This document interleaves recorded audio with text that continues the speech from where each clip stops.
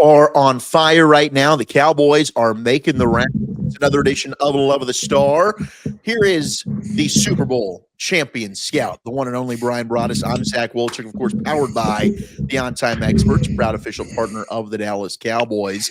And yesterday we got a lot of big news when it came to some pro days. The Cowboys were there at Miami. Brian Schottenheimer, Will McClay, watching Ruben Bain Jr., Hakeem Mesidor, Keontae Scott running an outstanding 4.33. Francis Malinella, the tremendous tackle that we've talked about. A lot of talent there, of course. Miami, the runners-up in the college football playoff after losing to Indiana. But, I mean, we're starting to get some great news across the pro days. I think the big one we've circled is the 31st Tennessee, Jermon McCoy, the corner. What does he end up doing?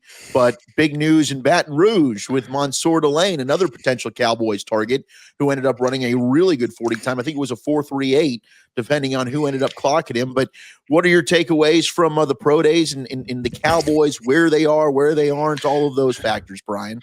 Yeah, and I tell you what, pro days important to gather the final pieces of the puzzle that you don't have. There's several guys that worked out at the combine. We absolutely loved the way the Ohio State kids were flying. We love the fact of our linebacker Rodriguez at Texas Tech, the way he worked out. There were a lot of guys that did a really nice job, getting themselves ready. And there were a lot of guys that put a lot of pressure on themselves. There were a lot of guys that said, you know what, we're not going to work out in Indianapolis. We're going to put it all on a pro day. And so everybody traveled down to Coral Gables. They went to Baton Rouge. They figured things out, and that's what we do. Even if you run at the combine, you can get a good idea about a kid, and a kid will tell you too, like, hey, I'm standing on my numbers. I'm not doing anything. If you want me to do position drills and all that, great. That's where you have your assistant coaches there. It's where you have they're the ones that are generally running the drills. It was really, really kind of cool to see those kids fly a little bit. There are teams, and Jeff Kavanaugh brought this up on his Twitter page, and it's absolutely a factual thing that when you look at combine numbers, a lot of teams will add 0.8 to the total of the 40-yard dash because of how strict, letting you roll and all these things. They don't really stop these kids, at their pro days. We have Mark Gorshak. If you watch the combine, he's the guy standing right there with the whistle who starts the 40, and they are really, really, really strict of how they monitor that. When you get to a pro day, you get in a situation where the scouts are running it, and they're interested in, like, okay, let's get the things going here. We only have so much time, but you might get some guys out of there rolling. You might get some guys. I mean, there's a lot of things that happen. So sometimes you'll see adjusted numbers. Teams will adjust their numbers by 0.8. So 0.8, 0.2 on the 10. 0.4 and then 0.8 on the 40. So yeah, it's but regardless, really good time for Delane and what he was able to do. There were some questions even coming from people in Baton Rouge. Would he be a 4.5 guy coming out at the pro day? But for him to run in the 4.3s, I think says a lot about the kid. Yeah, so I always wonder now that you get that official time. So if there was a team, say, picking ahead of Dallas in the first 11 picks, and maybe their one question was, okay, we just need to see the speed on Delane, and he goes out and runs a really good time. Yeah. Were they kind of, if they were going to take him, they probably knew, or is that really something that now we do make a big deal about it because now he's definitely in play, and the likelihood of him sliding to 12 could now be no more? I think Delane could have put the hammer to McCoy, and I say that in respect. If he would have worked out at the combine and ran a 4.38, I think he could have just said, "Okay, I'm cornerback 1 on this board." He chose to wait, a couple more weeks, work with the speed coach, work there with whatever he was doing in Baton Rouge, getting ready for this. but he could have solidified himself as probably the number one cornerback. It goes out there, works out, and it's a 4.38. He chose not to. I think people are happy that they got a time on him. I think that they'll be real happy when they get a time on McCoy. You and I work with Aisha Morrison here at Crown Global Media on the stack. She's got some really good insight on what's going on in the McCoy camp, better than any of us can have. So, yeah, it's the way she's talking about it is, and again, this is stuff we've talked about on the stack, that he is going to, they feel like his camp feels like that he is going to run a very similar time to what we saw with Delane. And now, if that's the case, the questions then come out of, okay, do you take Delane because he played in 2025, or do you say, well, listen, everything looks good on McCoy, check out. I've had people accusing me, and I got him as cornerback one. I go through all the comments on Crown Global Media, and I had a guy, oh, well, here's Broadus talking again about McCoy, and I'm like, yeah, I'm going to talk about McCoy because I think he's a damn talented player, and I just wonder if his workout will turn the tide in his favor, or is the camp, like you said, already made up of, we're going to take Delane. He's the first corner off the board, and here we go. Yeah, I mean, I've had Delane is the top guy, but it's by a hair. I mean, I think McCoy, they're the top two guys. There's no reason. 2024 is outstanding from McCoy, and if he goes out and tests well and physically on that knee, he's moving around, he's doing everything that you want.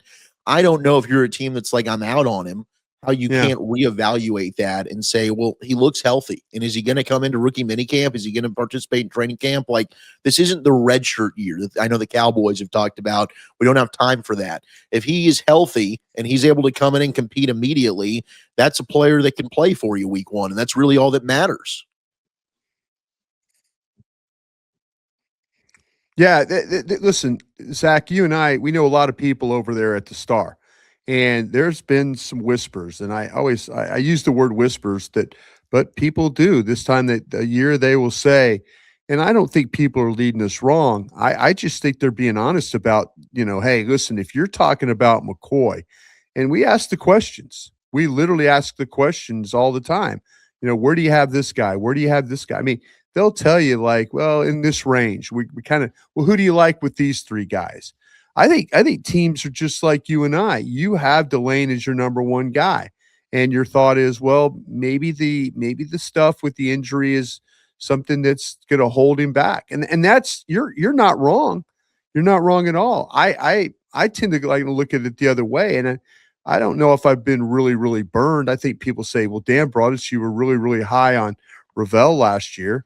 Yeah, I was, and I still am. And I feel like if Ravel would not have gotten hurt again in training camp, I think things would have been different for him. I think the fact that he had to play, I think the fact that he basically came in and played those 3 games in 12 days, I don't think that helped him in one bit. I think what's going to help him is he's got an off season where you don't have to worry about a damn brace, and he could get stronger and he could work. I mean, I think if you talk about a guy that's probably going to jump, I would be willing to bet that Ravel is going to be that guy. This guy I think he's an outstanding football player, but it also puts in the back of people's minds, oh, we don't want to go through the Ravel stuff again.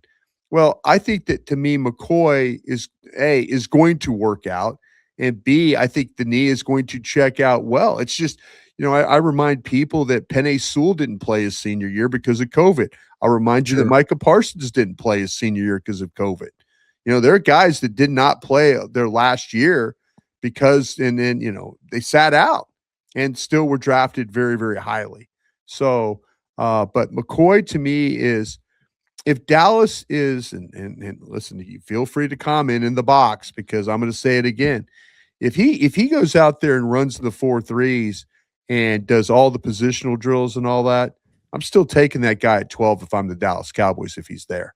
If I'm taking a corner, but if it comes down to McCoy or Delane, my gut feeling is if both of them were there, I think your side of the ledger would win out. I think they would take Delane over. Well, I mean, look, if from a Cowboys fan perspective, you love that to happen for the top two corners to be there at 12. That's a good place to be, because we've talked plenty about how is there a chance where all the top defensive players are gone, and now you're having conversations about, do we take an offensive player at 12? Do we take Akeem Mesidor? I mean, Pete Prisco just had R. Mason Thomas, the edge out of Oklahoma, going to the Cowboys at 12. Do you pivot and take another corner? Is it Avion Terrell from Clemson? Is it Hood from Tennessee? You know, there's things there. Excuse me. So the other element of this is, I got choked up talking about these corners, Brian. You know me. You're really excited about these corners. I am. I'm actually too. I'm very okay. Let me ask you a real quick question, if I could. Yeah. We kind of have an idea about Christian Parker. We have kind of an idea, right? Mm-hmm. Kind of have an idea about him, what he might want to do. Kind of have an idea, right? Mm-hmm. How he's. If you had to handicap it right now, is he looking for the hybrid player, or is he looking for a real nickel or a real corner to play that spot? I think I would lean, he's looking for a legit corner that has flexibility to kick inside. I think more so it's a legit corner. I do too. Especially what Dallas has done at safety. Now, it wouldn't keep me if, but see, we talked before all this activity at safety for the Cowboys, we were talking about every one of these guys.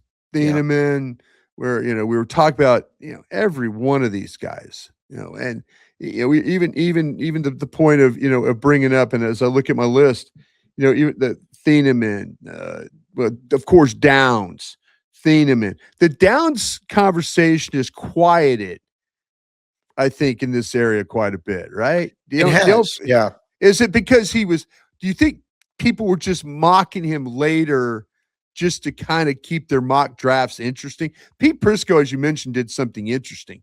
He did.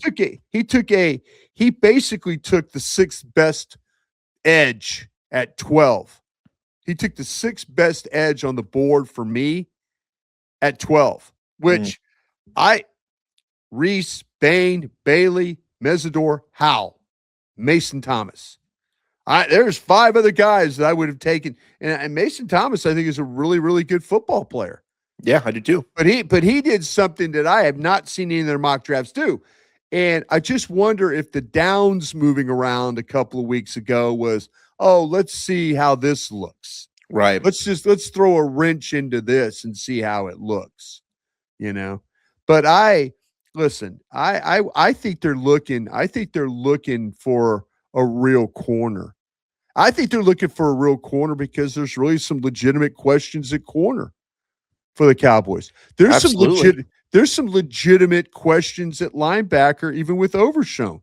You can't, and I don't mean any disrespect. I've said it twice already today.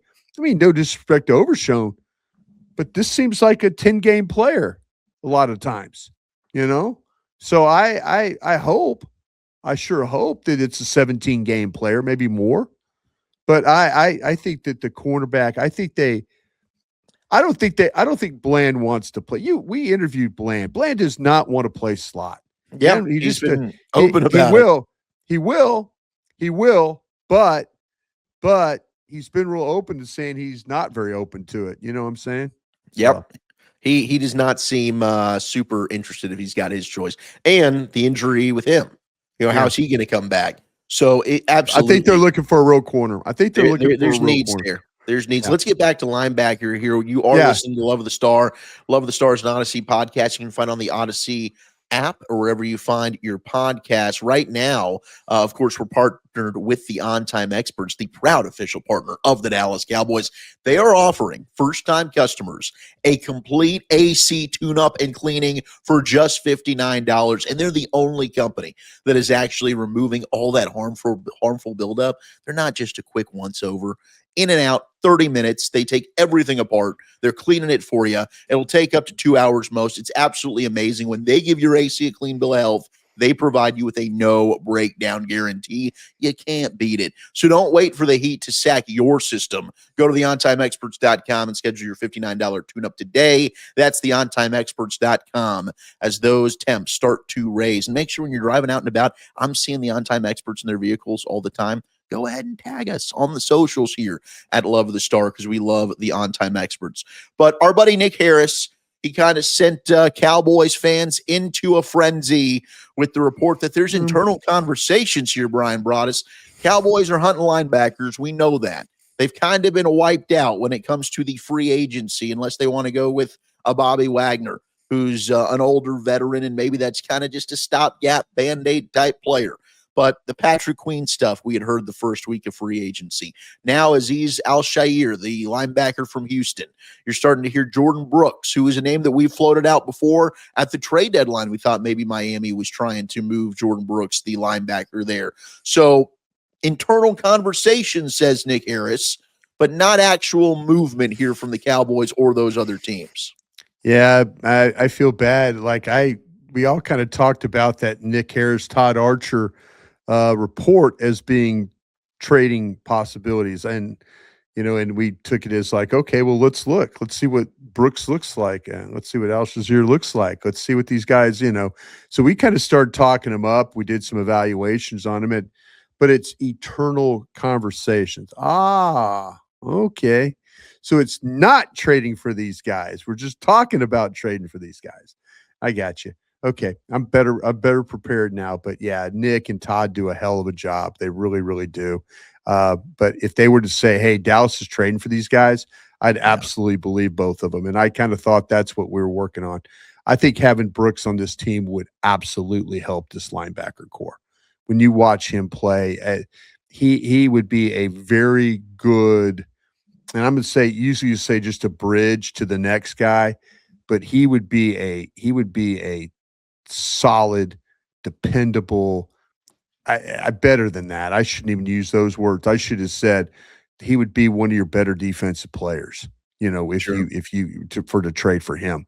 And so and then to pair him with Overshown, and then to also draft, another one, whether that's Rodriguez, Hill, CJ Allen, Trotter, Elliott, all these guys, Styles, all these guys that you and I and Aisha and others have talked about, Botch Lombardi on our shows. I to have a veteran presence like that, but a guy who actually goes and makes plays, sign me up for that. Yeah, I'm with you, man. I mean, that'd be a huge addition, and he's still relatively young in his prime right now. You're talking about a guy who is not a stopgap player at all. I mean, he would be in your plans not for the Band-Aid. Yeah, it'd be a hell of a signing. I wonder if some of this, and I bring this up because of what the Cowboys did last year, where there were talks with George Pickens in Pittsburgh, or at the very least internal conversations. The price, I guess, maybe was too rich. They don't end up getting a wide receiver in the draft. So we had talked up Teteroa McMillan, the wide receiver from Arizona. Well, he doesn't get to the Cowboys there at 12. So Carolina ends up taking him at 8. They come away without drafting a wide receiver. They circle back. They make the trade for George Pickens. I think in a perfect world, you'd like to get this done before the draft, and maybe these other teams would to try and get the asset now. But I wonder if some of this stuff happens following. We're under a month away now. Do you kind of let the draft play out? Do you end up landing a linebacker? Is there a trade back possibility? So you pick up an extra 2. Maybe it's at 92. Maybe a Josiah Trotter slides to you there from Mizzou if you're lucky enough. And you come away with a linebacker you like, or you circle back and reignite some of those trade topics afterwards. I go for it now, man. I go for it, and I try and get this thing done. I kind of try and strike while the iron's hot. John Eric Sullivan, the general manager in Miami, clearly him and Jeff Hafley, they inherited players. Those aren't their guys. And I kind of feel like they're kind of stockpiling picks to do something to retool their team. I shouldn't say retool. It's like really rebuild their team. Yeah, sure. With Chris Greer and those folks, they had some problems. And I didn't think that was a terribly talented, poor roster. Really surprised the coaching stuff didn't work out for them that well. Man, that's just kind of a shocking way of kind of ending it all, but the quarterback situation kind of was in flux too. But the Dolphins, I get on the phone and I'm trying to get this done now. I'm not waiting till after the draft because I'm trying to be proactive in a way that, like, okay, if I say I go out and I get this linebacker, if I get Brooks, now I know, okay, this is the kind of linebacker I got. Now I need to pair him with what kind of other linebacker. So Sure. I'm trying to be very proactive in making sure it's like, well, I got this guy and man, it's not, I can't find another Brooks, or I can't, oh wait, I just drafted a Brooks. Wait, I need another guy. I just go ahead. No, you go ahead and make the deal. You have an idea of the player, you got him in fold, and now you turn around and you say, okay, who's the best? Who works with this guy that helps us scheme wise? So I'm not waiting around, because you end up waiting around, maybe the price goes up, and Dallas has had a real problem. I mean, yeah, we were offering him for a 5 to you earlier, but you're waiting around. Now he's going to cost you a 4. Now he's going to cost you a 3. And Dallas has had a history. If you're Miami and they're waiting around, Dallas has a history of giving you more than probably value for your pick.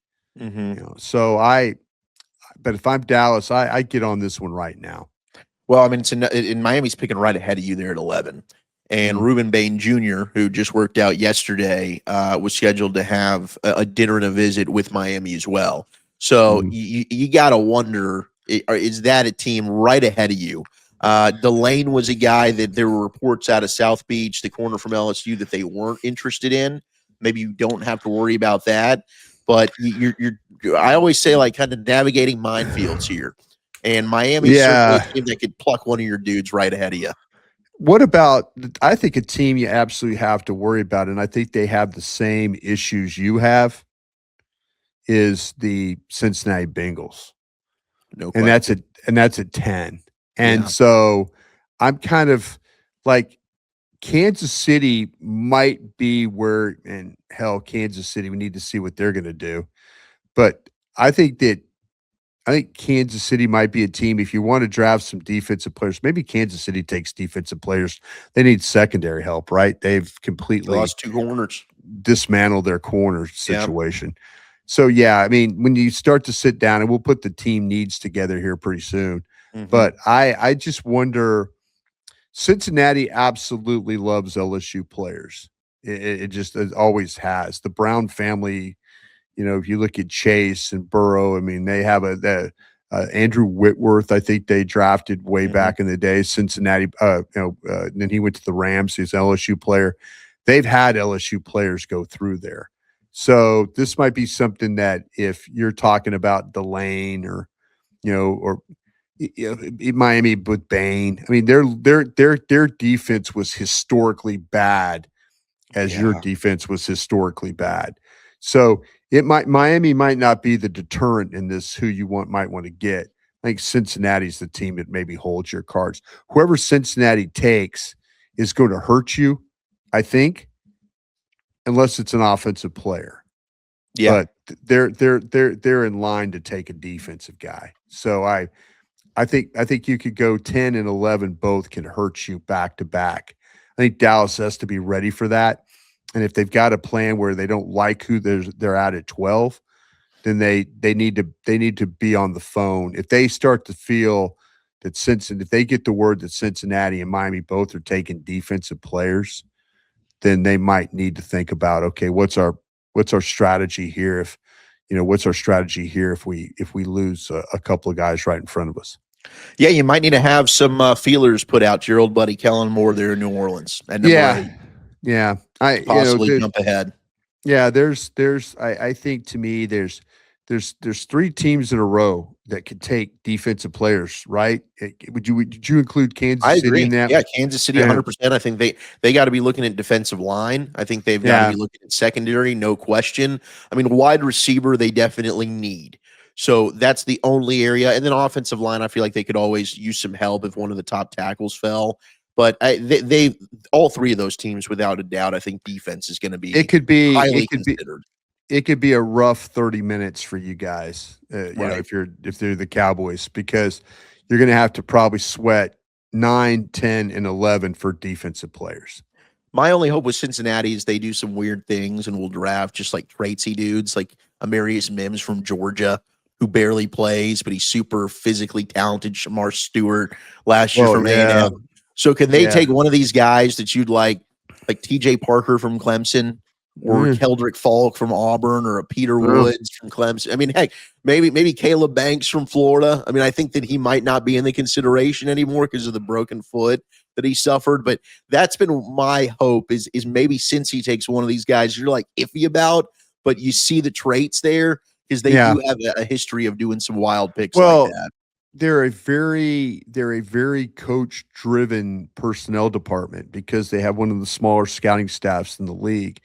And it's a family run business where Katie Blackburn is very involved, the daughter of, I think daughter of Pete Brown there, or it might have been Paul. I don't know what she's a Paul daughter of Pete. one. Yeah, she's a daughter of. I got to get that straight in my head before I kind of talk about that and out myself. But Katie's really involved in personnel. Her husband's actually involved with the team. The elder Browns are involved with the team. You got the Tobins involved, both Bill and Duke Tobin involved. So, and then the head coach with the coaches, they send those coaches out like scouts, and they'll take. That's why for years I've always kind of respected them. They'll take the kind of the fringy player because maybe the fringy player with character, because these coaches are like, yeah, they don't care much about the carry. We'll coach a guy, Right. the Joe Mixons of the world and people like that. We'll take a character guy because coaches think they can coach that stuff out of guys, where scouts are a little bit more, I don't know if we want to take this guy. Yeah. But you're right. They'll take some kind of those picks that make you scratch your head a little bit. But then again, also they could take a good Jamar one. Chase. Yeah. They'll take Jamar Chase and Yeah. Burrow. Yeah. They'll end up hitting on T. Higgins. They'll end up making some decent ones. No question. All right. A couple of other things just to finalize before we move into the Neen Julia mailbag. SMU Pro Day went down. Yeah. And Dorsey was there. Cowboys are linked to a couple of the SMU receivers. Jordan Hudson, not the girlfriend of Bill Belichick, but the 6'1" former Garland native. And I watched him. It was the other night, and I saw him play against SMU. SMU played Miami, Clemson, and Louisville. He dominated Miami, Brian. I mean, this guy was the corners. Yeah, he was good.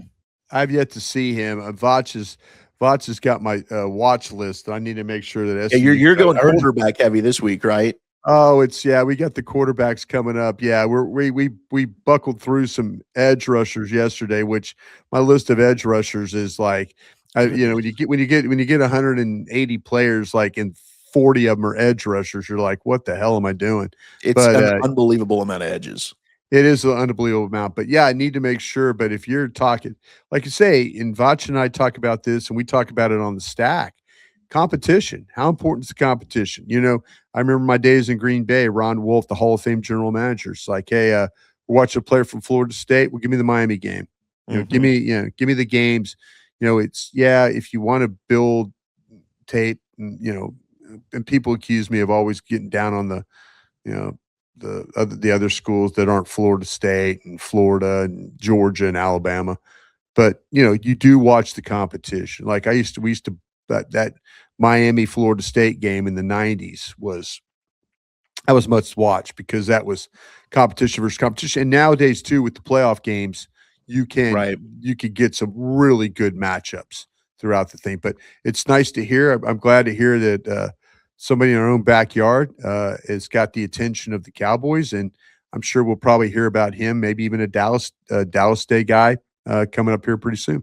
Yeah, he's a fun watch. He's a good player. That would be a nice pick there. Day 3, Cowboys look like maybe that's the area where they could take a wide receiver. Tight end is also one that maybe day 3 they're looking at a tight end. Michael Trigg, the Baylor tight end, did his pro day. He had a really poor vertical. Then this guy's an athletic freak, Michael Trigg. I think we've talked about him either on this show, maybe both, and the stack. I know we definitely did on the stack. I like him a lot. The issue is I think he's got to want it. Putting some feelers out there with Baylor. There's some, when he's on and he's checked in, Michael Trigg has the talent to be really special. When he's not, and he's kind of can be a me guy a little bit, that's the kind of things you got to watch. And how do I make sure he's engaged at all times? But Lundo Wells was out there working him out. So I do wonder if that's a possibility when we start talking, rounds 4 through 7. You got 3 picks there in the 5th round, and the tight ends do stretch nicely in this class.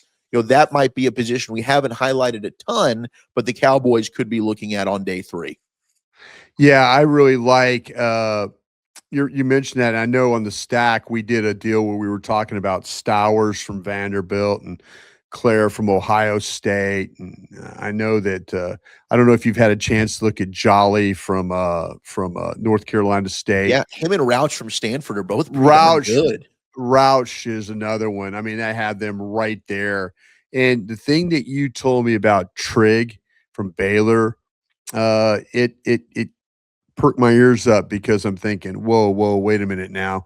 Yeah. Guy that athletic that doesn't want it. That man, as a scout, you don't want to ever hear a football ops or a coach or a strength coach say this guy doesn't love the game. That's a real issue right there. There's super talented guys, but man, this game is hard to play. Even when you love it, it's hard to play. If you don't love it, it's a really hard game to play. All right, let's get into the Dean Julia mailbag. You are listening to Love the Star. Love the Star is an Odyssey podcast.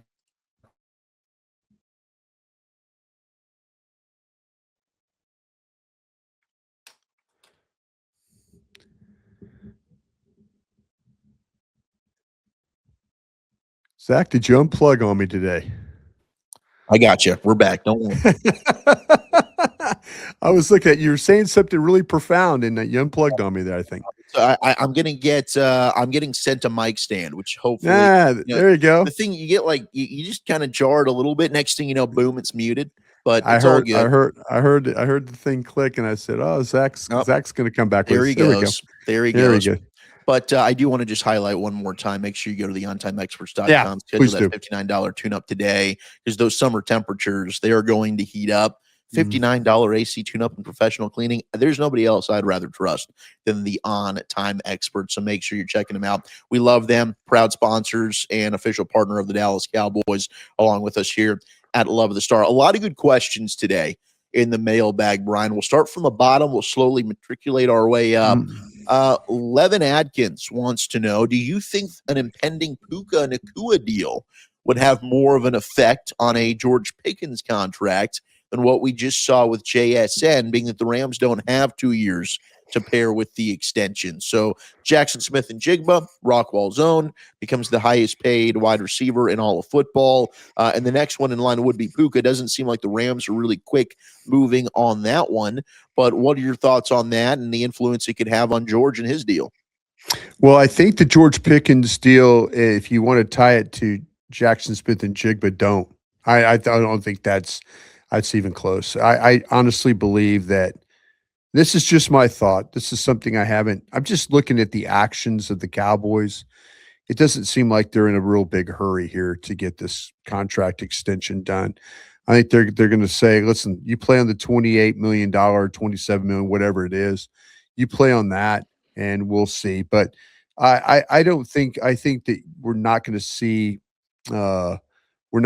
George. Now, he might come by and visit and stuff like that, but we have the mini camps, the OTAs.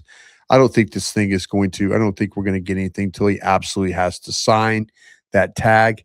And then Dallas is going to make him, they're going to make him play on it. When you start to compare him with some of the other receivers and where he might fall, there's people that say Broadus, he's not going to take $33 million. He's not going to take $34 million. Okay.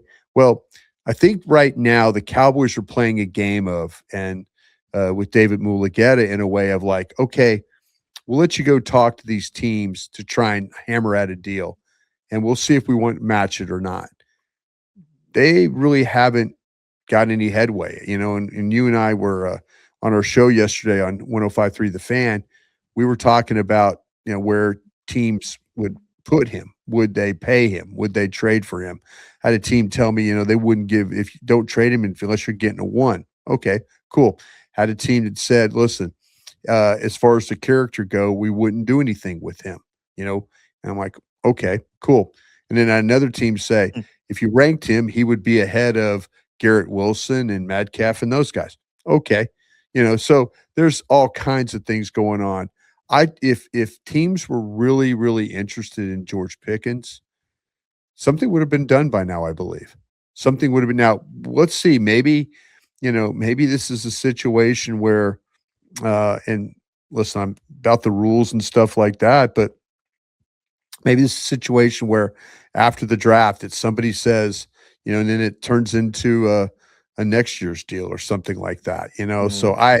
I don't know. I mean but I just don't think Dallas is in any hurry.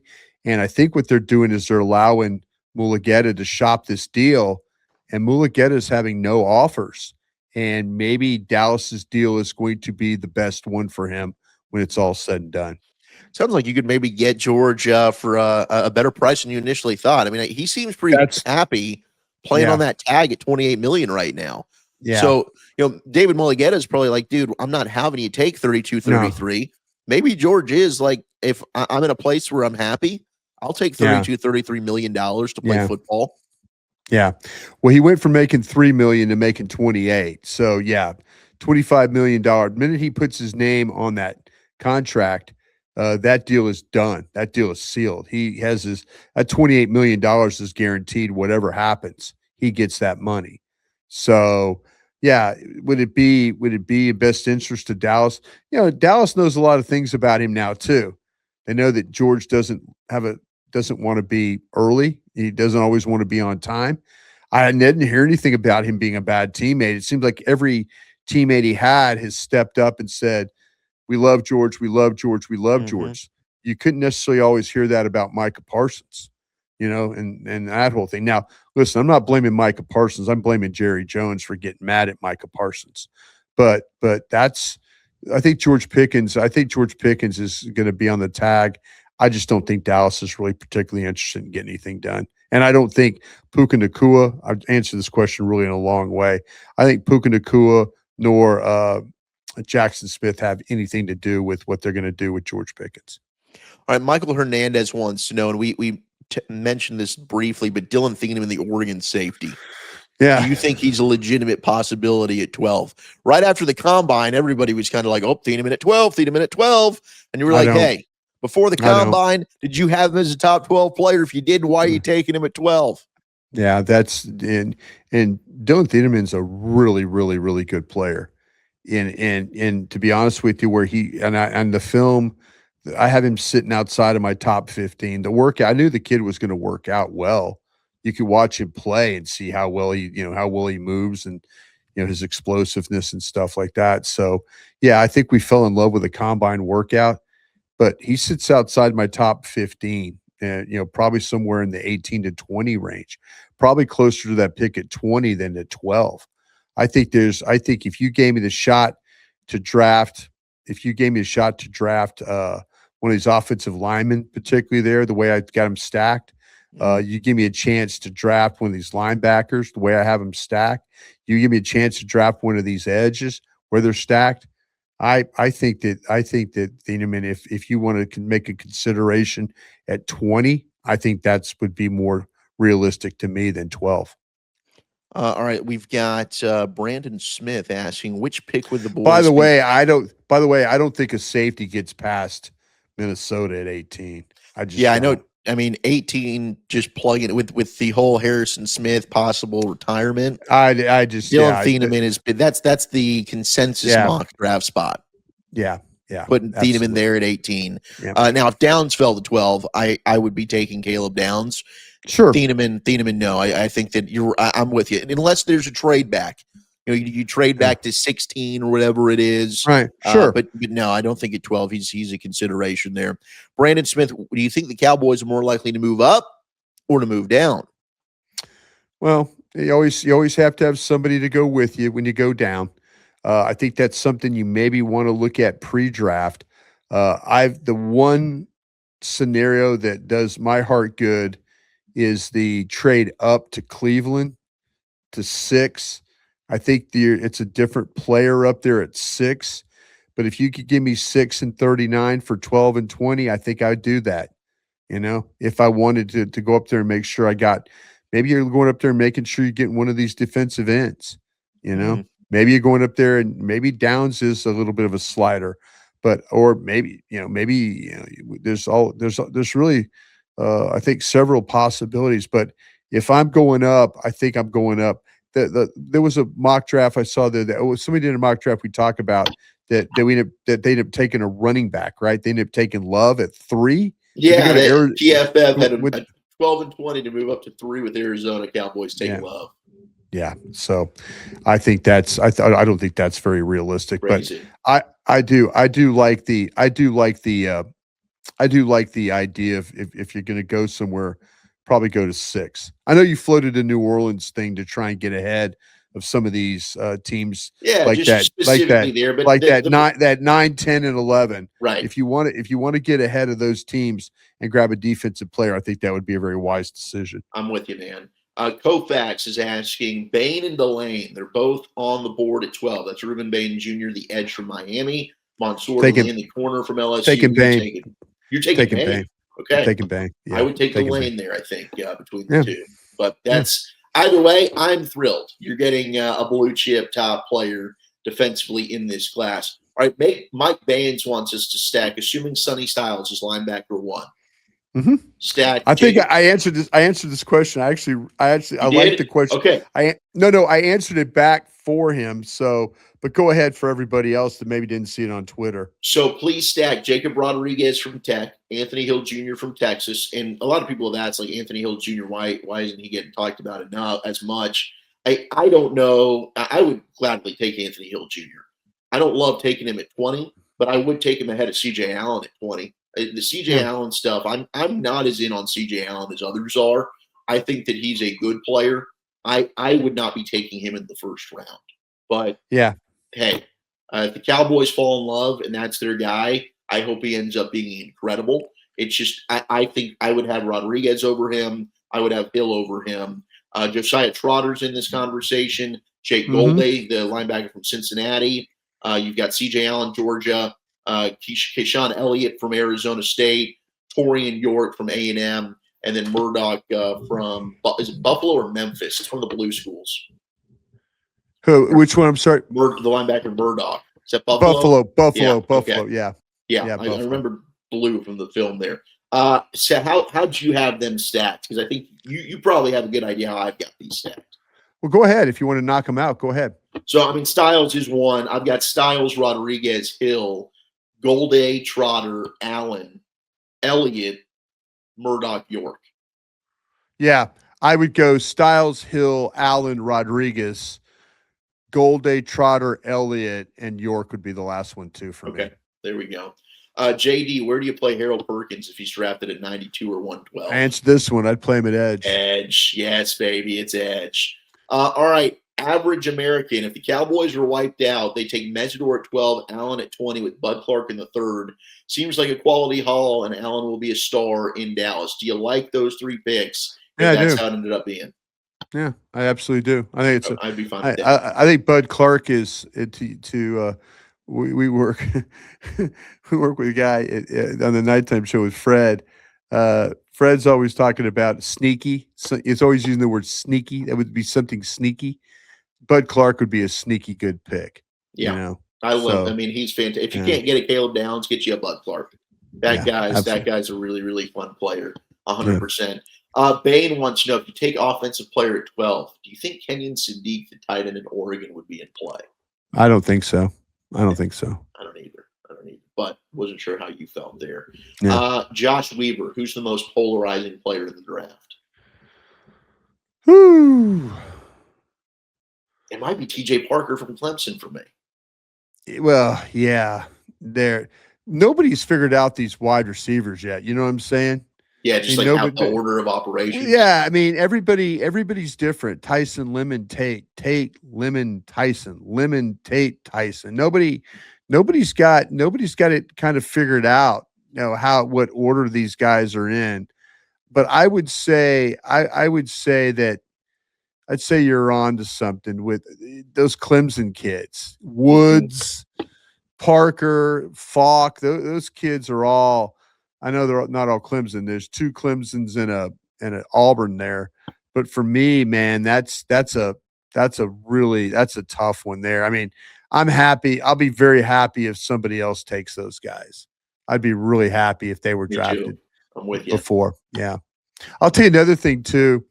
This is going to sound crazy. If Dallas really isn't going to take McCoy, if they really wouldn't take McCoy, I hope he's drafted before Dallas picks then. I agree. I hope Cincinnati takes him at 10. I do. If one of these other teams. If Dallas is dead set on not drafting him, please don't let it get to 12 and him be on the board, because I'll be a mess, you know, if that's the case. But I will like I say, if Dallas is, if we don't hear any more about that, and Dallas, and we just kind of like, well, and he gets to 12 and Dallas doesn't take him, man, it's going to be tough for me. That would be really tough. SPL has a series of different questions. I'm just going to pick one for time's sake. First round, is there a player no one is linking to the Cowboys that you think realistically you could see him take? Well, we haven't seen Love get down there yet, right? No, not often. We haven't seen it. We haven't really seen them take. We had a wide receiver taken, right? Didn't somebody do a wide receiver? Tate. Yeah, the wide receiver from Ohio State. Tate was a guy. I think everybody else is pretty much. I think we've talked about all the corners. We've talked about all the edges. We've talked about all the linebackers. I know the question I answered earlier about the tight end. I just don't think they would do the tight end. Love. I mean, I know the trade up for Love was to 3. I haven't seen Love get to 12 yet, though. I haven't seen that one. So, I mean, I know Shefty, Washington at 7 seems like that's making a lot of sense if he gets there. So maybe that could end up happening. I'd say Jake Golday, the Cincinnati linebacker, at 20 is one that I could maybe see happening if they go linebacker there. And we haven't talked about him a lot, but if they want to be multiple, that's a guy that's multiple. He can play in, he can play out, he can give you some pass rush along the edge. He's a converted edge. So Golday might be a chess piece that they look at and say, plus he's got the size. Like Bobby's talking a lot about the length and the size. Like Golday's one of these bigger players. Oh no, he was a former. Yeah, I'm kind of looking at my notes. Did you say he was a rush end? Yeah, or something. Yeah.